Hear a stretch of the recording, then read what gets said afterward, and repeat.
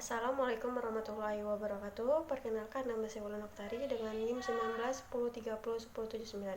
Jadi di sini saya akan menjelaskan tentang postnatal patologis. Dimulai sejak 2 jam pertama setelah lahirnya plasenta sampai dengan 6 minggu atau 42 hari.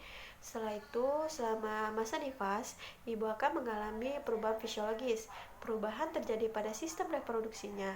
Perubahan pada sistem reproduksi tersebut diantaranya adalah payudara atau mamae, involution uterus, pengeluaran lokia, perubahan pada endometrium, metrium, cervix, vagina, vulva, dan pada perineum. Nah, sebelum kita melakukan pemeriksaan, terlebih dahulu kita melakukan pemeriksaan vital sign, terdiri dari tekanan darah, denyut nadi, pernapasan, suhu badan, tinggi badan, dan berat badan.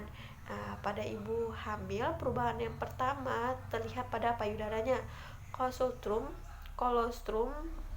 merupakan air susu ibu atau ASI perdana yang dihasilkan payudara setelah melahirkan. Nah, kolostrum sangat bernutrisi dan memiliki banyak manfaat untuk bayi yang baru lahir. Nah, pada kondisi tertentu, ASI bisa saja tidak keluar. Penyebabnya yaitu bisa karena ASINya tersumbat, kemampuan menghisapnya si bayi yang lemah, terus teknik menyusui yang salah, puting payudara yang tenggelam, dan adanya infeksi payudara. Kita sebagai fisioterapis, kita bisa memberikan intervensi kepada pasien dengan perawatan payudara yang sering disebut dengan breast care. Breast care ini bertujuan untuk memelihara kebersihan payudara, memperbanyak atau memperlancar pengeluaran ASI. Perawatan payudara dilakukan dengan cara masas atau pengompresan dan perawatan puting susu. Pengompresan dapat menggunakan air hangat dan air dingin. Nah, air hangat itu bertujuan untuk membuka saluran yang tersumbat dan memperlancar aliran ASINya. Lalu pengompresan air dingin itu bertujuan untuk mengurangi nyeri, peradangan, dan perawatan puting susu. Pertama, alat dan bahan yang kita persiapkan adalah handuk, air hangat dan air dingin, baby oil, lalu kapas. Nah, jadi langkah pertama yang kita lakukan yaitu mengompres di bagian areola atau putingnya.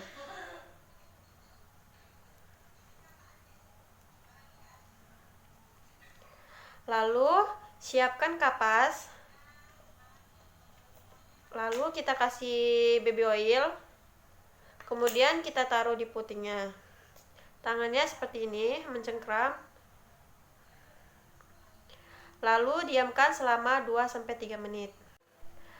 Kalau sudah selesai, cara ambilnya tangan posisi seperti ini, lalu putar searah jarum jam.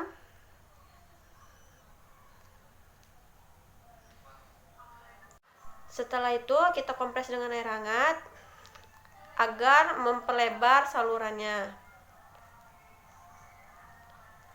Pada saat mengompres, tangan yang satunya menyangga di bawahnya. Lalu setelah dikompres, maka kita bersihkan menggunakan handuk.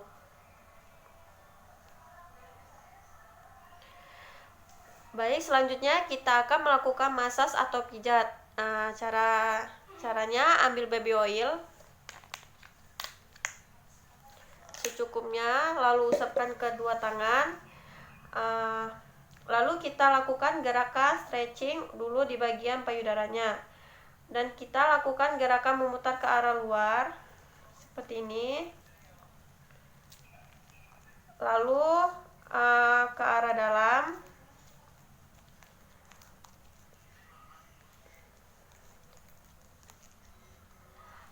Jangan sampai mengenai bagian areolanya. Baik, selanjutnya kita akan melakukan pijatan circle seperti ini, dan satu tangan menyangga. Nah, gerakan ini bisa dilakukan 5-10 kali. Lakukan pijatan ini secara merata.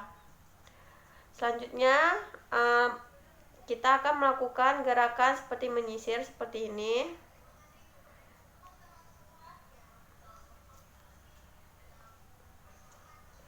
Selanjutnya kita akan melakukan gerakan seperti menggerus. Ketika melakukan gerakan ini, kita lakukan dengan cara pelan-pelan agar ibu tersebut tidak merasa kesakitan. Selanjutnya kita akan melakukan gerakan seperti diamond seperti ini sampai ke areolanya. Nah, gerakan ini bisa dilakukan 5-7 kali. Jika selesai, kita kompres dengan menggunakan air hangat. Perlu diingat, apabila ibu merasa nyeri saat kita melakukan pijatan, kita dapat mengompres menggunakan air dingin, yang tujuannya untuk mengurangi nyeri pada payudaranya. Setelah itu, kita keringkan menggunakan anduk. Selanjutnya, permasalahan pada ibu hamil yaitu permasalahan pada perutnya atau lebih tepatnya pada rahimnya atau uterusnya. Nah, yang disebut dengan involusi uterus, yang sebelumnya uterus membesar, namun ketika sudah melahirkan uterusnya mengecil. Nah, ketika si uterus membesar dan tidak dapat mengecil, maka akan terjadinya pendarahan pada si ibu. Kita sebagai fisioterapis bisa melakukan pemeriksaan fundus uteri dengan cara melakukan palpasi pada titik yang sudah ditentukan. Kita juga harus mengetahui tinggi fundus uteri, di mana ketika bayi lahir, tinggi fundus uterinya berada di pusat. 1 minggu setelah kelahiran, tinggi fundus uteri berada di antara pusat dan simfisis pubis. 2 minggu setelah dilahirkan, tidak berada di simfisis. Nah, ketika sudah 6 minggu, fundus uteri akan mengecil. 8 minggu setelah dilahirkan, itu akan kembali ke keadaan normal. Kemudian ada faktor-faktor dari subinvolusi, ada 2, yaitu pertama ada sisa plasenta, kedua ada infeksi pada rahimnya. Untuk mencegah dan penanganannya yang bisa dilakukan dengan senam dipas atau senam Kegel. Selanjutnya, permasalahan pada postnatal ada kondisi jalan lahir dalam dan kondisi jalan lahir luar. Untuk kondisi jalan lahir dalam, biasanya ibu mengalami keluar darah pada masa nifas. Lalu di sini kita dapat melihat apakah prosesnya dapat berjalan baik atau tidak. Warna lotionnya ada 4 macam warna lochia.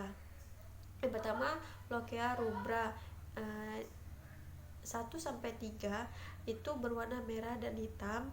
Lalu lochia sanguinolenta 3-7 hari putih, berwarna putih campur merah kecoklatan.